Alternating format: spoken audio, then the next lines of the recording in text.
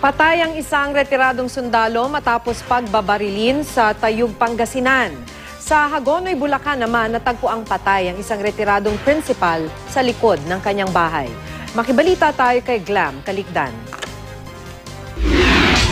Kalunos-lunos ang sinapit ng isang retiradong principal na ito sa Hagonoy, Bulacan. Susunduin sana ng kaanak ang babaeng biktima kahapon sa kanyang bahay nang makita ang bangkay nitong nakatakip ng plywood. May kahoy ring nakabaon sa lieg ng biktimang nakilalang si Lucia Manila.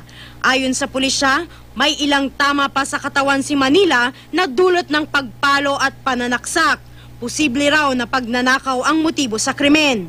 Nawawala kasi ang mga pera at alahas ng biktima. Bukas din ang pinto at gate ng bahay nito.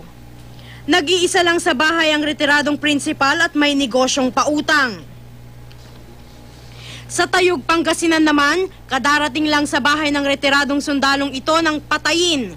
Ayon sa pulisya, pinaparada ng biktimang si Manuel Seryosa ang kanyang motorsiklo nang biglang tadtarin ng bala. Palaisipan pa kung sino ang namaril. May alam ba kayong kaaway niya, sir? May alam ba kayong possible na dahilan nung nangyari sa kanya? Wala naman po dahil tahimik po yan eh. May problema po yan. Sarili niya na gano'n. Ayon naman sa mga kapitbahay ng biktima, wala silang nakitang pumasok o umalis sa compound nang mangyari ang pamamaril. Glam Kalikdan, Nagbabalita, Pilipinas.